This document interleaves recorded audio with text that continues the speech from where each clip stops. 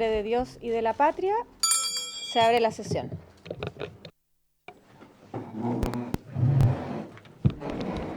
El acta de la sesión número 5 se da por aprobada por no haber sido objeto de observaciones y el acta de la sesión número 6 queda a disposición de las señoras y señores diputados.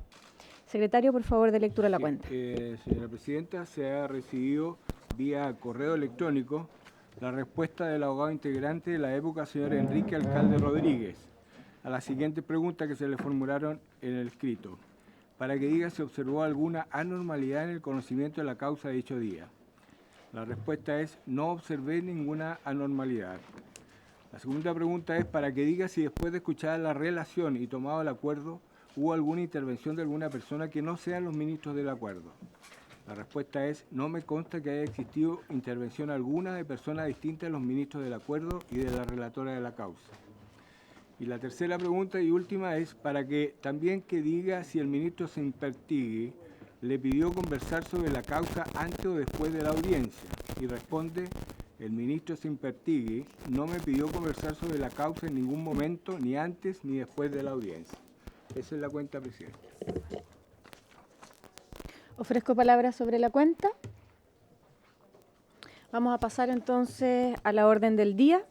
Vamos a someter a votación la procedencia de la acusación constitucional deducida en contra del ministro de la Excelentísima Corte Suprema, el señor Diego Simpertigui.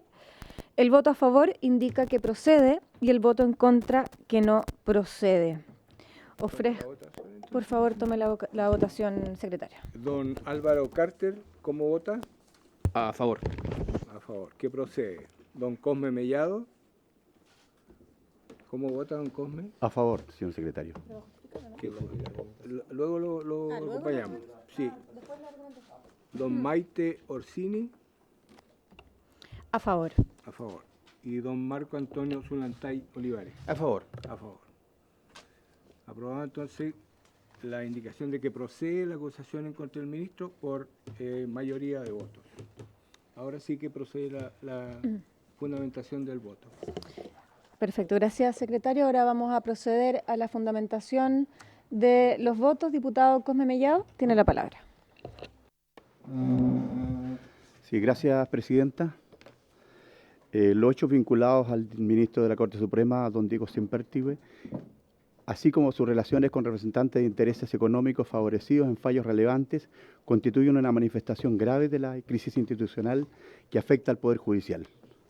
No solo comprometen la confianza en un caso específico, sino que materializan un fenómeno sistémico, el debilitamiento de la probidad y de la igualdad ante la justicia. Pilares que sostienen la jurisdicción en un Estado democrático y de derecho como es el nuestro. Mi voto es favorable, porque estos hechos impropios e improbos deben ser corregidos. Si esto no se hace, estaremos frente a una grave amenaza de deslegitimar la justicia como función pública esencial, sustituyéndola por un sistema que la ciudadanía comienza a percibir como administrativo en función de intereses particulares y de los más poderosos, sea política o económicamente. Asimismo, presidenta, dejar impune estos hechos terminará enlodando la labor de todos aquellos ministros, jueces y funcionarios del Poder Judicial que con ética, profesionalismo e imparcialidad llevan adelante tan importante función en un Estado de Derecho. La conducta del ministro don Diego Simpertigui Limares vulnera el principio de garantía del juez imparcial, cuyas prácticas que erosionan no solo la real independencia de la magistratura, sino también cubre todo el sistema de una lamentable apariencia, en la cual existen confianzas personales entre autoridades judiciales y litigantes privilegiados, lo cual terminará transformándose en una práctica legítima, tolerada o indiferente. Ello rompe la preeminencia del interés general consagrado en el artículo 8 de la Constitución y vulnera el derecho a un debido proceso con juez imparcial previsto en el artículo 119, número 3 del mismo texto. De este modo se encuentra acreditado, punto 1, que el acusado redactó personalmente el fallo que otorgó más de 1.026 millones de pesos al consorcio CVM Velas Movitec, la cual es una sentencia de alto impacto público y económico, pues involucra recursos de la empresa estatal más importante del país. 2. El vínculo manifiesto con el abogado Eduardo Lagos, uno de los principales representantes del consorcio CVM, en el litigio con quien compartió viajes con visitas a 9 ciudades europeas y que se extendió por alrededor de 10 días, y favores manifestados a través de resoluciones favorables. 3. Que se ocultó la relación y ausencia de transparencia frente al tribunal y la ciudadanía. Diversas publicaciones dan cuenta de que el ministro Sempértigue no se inhabilitó a pesar de la cercanía personal con el abogado Lagos, al momento de conocer y resolver causas relacionadas con CFM. Tampoco comunicó su participación posterior en un viaje de lujo con él.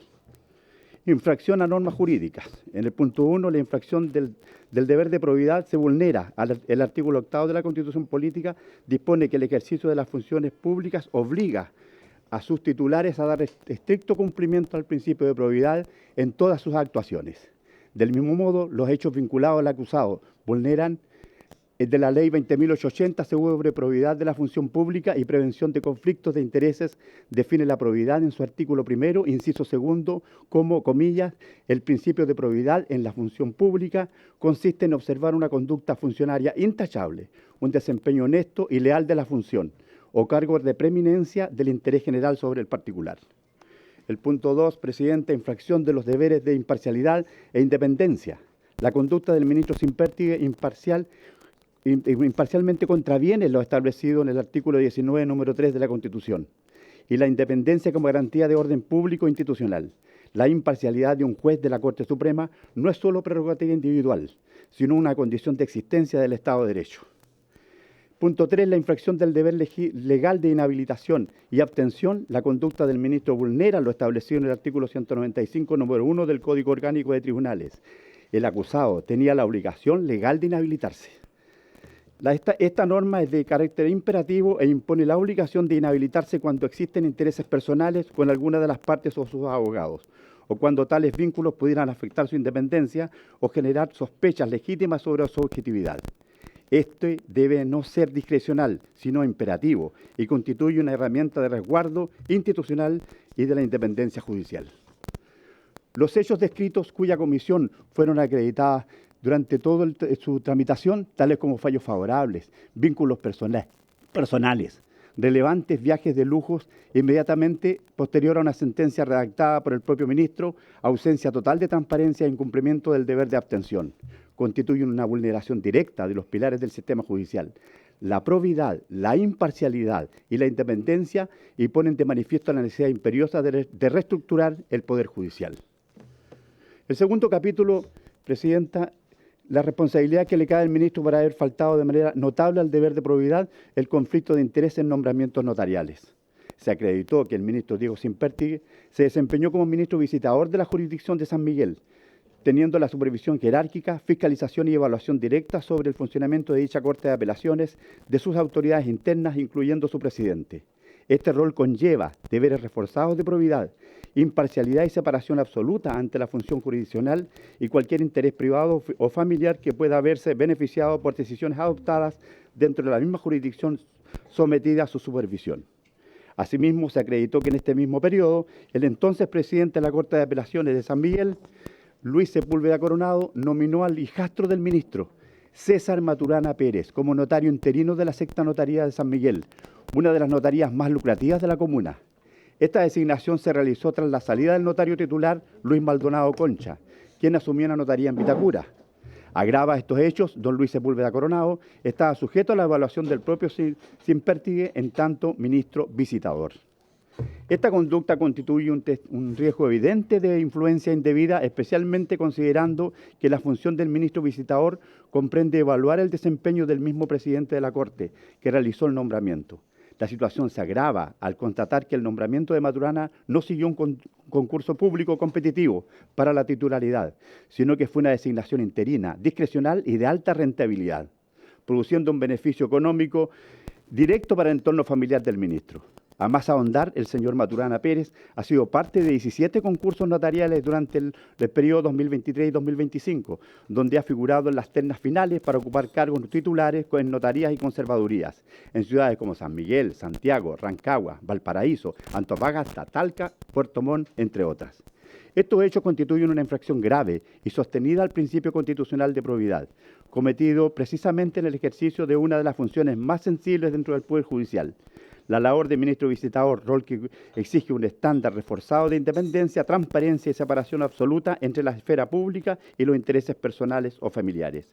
El ministro sin pértiga permitió que durante el periodo en que evaluaba y supervisaba la Corte de Apelaciones de San Miguel, su hijastro fuera designado como notario interino en una de las notarías más conocidas de la jurisdicción. Decisión adoptada por la misma autoridad que él debía fiscalizar. Infracción a normas jurídicas. El punto 1, la conducta del ministro sin pértiga es una infracción grave al principio de probidad consagrado en el artículo 8 de la Constitución Política de la República, que exige a toda autoridad pública actuar con absoluta rectitud, transparencia, separación de intereses y preeminencia del interés general sobre cualquier beneficio personal o familiar. Este mandato constitucional desarrollado por la Ley 20.880 sobre probidad en la función pública impone el deber de evitar toda situación que pueda implicar un conflicto de interés o incluso generar la apariencia de que las funciones públicas se ejercen en beneficio propio o de personas vinculadas. El ministro sin pértiga permitió que su entorno familiar se viera favorecido dentro de la misma jurisdicción que él supervisaba, al no abstenerse y transparentar que el presidente de la Corte de San Miguel, autoridad bajo su evaluación como ministro visitador, designara a su hijastro César Maturana como notario interino en una de las notarías de la comuna de San Miguel. Estos hechos se agravan al acreditarse que el hijastro del ministro recibió además un beneficio residencial al ocupar un departamento arrendado por Eduardo Lagos, abogado imputado en la trama bielorrusa y cercano al propio sin pértiga. Estas circunstancias no informadas ni transparentadas y frente a lo cual el ministro no se abstuvo ni se inhabilitó de ejercer su influencia institucional constituyen una vulneración directa al deber de probidad. Se cumplen, según el punto 2, a la cabalidad los supuestos legales para la configuración de causal notable de abandono de deberes. En efecto, conducta del ministro Diego sin pértiga configura plena y categóricamente la causal de notable abandono. En tanto, vulneró de manera grave, objetiva y manifiesta el principio de probidad, afectando la confianza pública en la función judicial y comprometiendo la integridad del órgano que integra. El incumplimiento de estos deberes esenciales no solo dañó la legitimidad del proceso de nombramientos notariales, sino que debilitó la institucionalidad del Poder Judicial en su conjunto. Tercer capítulo y por último, Presidenta, responsabilidad que le cabe al ministro por haber infringido de manera notable el deber de abstención, imparcialidad y probidad en el caso Fundamenta. Se acredita fehacientemente la participación del ministro sin pértiga en el fallo que favoreció a la inmobiliaria Fundamenta, dictado el 1 de marzo del 2023 por la tercera sala de la Corte Suprema. Dicho fallo permitió a Inmobiliaria Fundamenta retomar las obras del megaproyecto inmobiliario, comilla, Eco Egaña, cierre de comillas, luego de que la Comisión de Evaluación de Impacto Ambiental de la región metropolitana lo calificara desfavorablemente. El fallo contó con los votos favorables de los ministros Ángela Vivanco, Mario Carroza, Dobra Luxic y Diego sin pértiga, siendo este último uno de los magistrados que respaldó la decisión que rehabilitó el proyecto y que generó beneficios económicos significativos para la inmobiliaria. La investigación penal reveló que la empresa había transferido 410 millones de pesos al estudio jurídico de los abogados Eduardo Lagos y Mario Vargas, destinados, según la Fiscalía, a influir en la integración de salas de la Corte Suprema y asegurar la inhabilitación del ministro Sergio Muñoz en asuntos de interés de la empresa. La coincidencia temporal entre el fallo y los vínculos estrechos del ministro sin pértiga con Lagos y Vargas al momento de la decisión es un antecedente de alta relevancia institucional. Del mismo modo, se acreditó que el ministro sin pértiga participó en el viaje de un crucero con los abogados Eduardo Lagos y Mario Vargas, después del fallo Fundamenta, un mes después de haber adoptado el fallo que benefició a Fundamenta. Dicho viaje, en el crucero que se realizó por el Mediterráneo junto a los abogados Eduardo Lagos y Mario Vargas, ya indicados y acompañados en sus respectivas parejas. Normas jurídicas infringidas. La conducta del ministro sin pértiga constituye una contravención grave al principio constitucional de probidad, consagrado en el artículo 8 de la Constitución Política, artículo 33, ídem 45 de la República, que exige a toda autoridad pública actuar con absoluta rectitud, transparencia y separación entre el ejercicio del cargo y cualquier interés particular, personal, económico o relacional. Dicho precepto impone el deber de prevenir, evitar y transparentar cualquier situación que pueda comprometer la imparcialidad o generar la apariencia de influencia indebida en el ejercicio de funciones públicas. En el mismo sentido, la Ley 20.880 sobre probidad en la función pública y prevención de conflictos de intereses establece en su artículo 1 la obligación de que las autoridades mantengan una conducta funcionaria intachable y adopten las medidas innecesarias para impedir que relaciones privadas afecten decisiones oficiales. En el punto 2, asimismo, la conducta del ministro Sempértigue vulnera gravemente lo establecido en el artículo 19, número 3 de la Constitución, el cual reconoce el derecho fundamental a ser juzgado por un tribunal imparcial, lo que exige a los jueces independencia objetiva y subjetiva. La imparcialidad debe preservarse tanto en el ejercicio de la función jurisdiccional como en la conducta extrajudicial del magistrado, especialmente cuando se trata de relaciones con litigantes, abogados o terceros con intereses activos ante el tribunal. Por último, en el punto 3, la conducta del ministro Sempértigue infringe lo establecido en el Código Orgánico de Tribunales, en particular sus artículos 195, 196 y 320. Establece el deber de los jueces de abstenerse cuando existan relaciones de amistad íntima, beneficios recibidos, intereses personales o cualquier circunstancia que pueda afectar su independencia o generar sospechas legítimas sobre su objetividad. Estos preceptos imponen al juez la obligación de evitar vínculos privados con personas que intervienen o tienen interés en causas sometidas a su conocimiento, así como de no establecer relaciones sociales o económicas que comprometan la confianza pública en la judicatura. En la especie, solo un mes después de adoptado el fallo que benefició a Fundamenta, esto es sobre el megaproyecto inmobiliaria Ecoegaña, el ministro señor Sempértigue participó en un viaje en crucero por el Mediterráneo junto a los abogados señores Eduardo Lagos y Mario Vargas. La contabilidad incautada en el estudio jurídico de Lagos mostró pagos de una agencia de viajes por montos coincidentes con la reserva de 6 pasajeros, registrada poco antes de la fecha del viaje. La proximidad temporal entre el fallo, los pagos investigados y el viaje compartido entre el ministro y los abogados vinculados a la trama refuerza la existencia de un vínculo social estrecho y sostenido. Es cuanto puedo informar, estimada presidenta. Gracias. Muchas gracias, diputado Mellado. Diputado Zulantay, tiene la palabra para fundamentar su voto. Muchas gracias, presidenta. Luego de haber escuchado a los expertos y haber analizado los hechos en que se imputan al ministro Sempértigue, he llegado a la convicción de que sí existiría el mérito jurídico a fin de que la acusación prosiga su tramitación y, en definitiva, sea el Senado quien pueda resolver en su calidad de jurado. De los antecedentes expuestos en el nivel acusatorio, se desprende, a mi juicio, que el ministro incurrió en el ilícito constitucional de notable abandono de deberes, considerando que este es un concepto jurídico indeterminado cuyo sentido y alcance ha sido dado por la doctrina y donde comúnmente la noción que don Alejandro Silva Bascuñán es la más aceptada dentro de la postura tradicional. De acuerdo con esta conceptualización, la causal se configuraría cuando, comillas, se producen circunstancias de suma gravedad que demuestran, por actos u omisiones, la torcida intención, el inexplicable descuido o la sorprendente ineptitud con que se abandonan, olvidando o infringiendo los deberes inherentes a la función pública ejercida. Y de ahí es que se deriva precisamente la responsabilidad jurídica constitucional del ministro, al haber infringido en ejercicio de la función jurisdiccional el deber de probidad, principio rector de nuestro Estado de Derecho que exige dar preeminencia al interés general sobre el particular, y en este caso en relación con los deberes de imparcialidad e independencia que deben observarse de manera estricta en la resolución de asuntos sometidos al conocimiento del máximo tribunal. Así, se puede afirmar que el ministro mostró a lo menos un actuar incompatible con este estatuto de deberes. El hecho de no haberse inhabilitado cuando la evidencia da cuenta que tenía vínculos de amistad con los abogados de una de las partes con quienes emprendió viajes al extranjero es argumento plausible para plantear un notable abandono de deberes. El conflicto de interés o incluso el aparente conflicto de interés exigía que se inhabilitara por implicancia. Nada de eso ocurrió. El estándar probatorio se entiende superado cuando la cercanía con los abogados de una de las partes o con personas que no siendo intervinientes tenían interés en el juicio, particularmente en los hechos que fundan el primer y tercer capítulo acusatorio, constituyen circunstancias que comprometieron la imparcialidad e independencia de la judicatura. Por tanto, si en tal contexto el ministro continuó participando en la tramitación de las causas, su actuar habría derivado en una omisión grave en el cumplimiento del deber de abstención, lo que resulta contrario al buen comportamiento que la Constitución exige a los jueces para mantenerse en el cargo. Como lo dije anteriormente, manifiesto mi voto a favor de la acusación. Gracias, presidente. Muchas gracias, diputado Zulantay.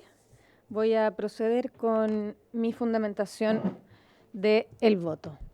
Señalar que he revisado íntegramente el libelo acusatorio, los descargos del ministro, la documentación aportada por ambas partes, las intervenciones de los invitados, tanto aquellos invitados por la defensa como aquellos invitados por los acusadores, y los antecedentes que esta comisión recepcionó.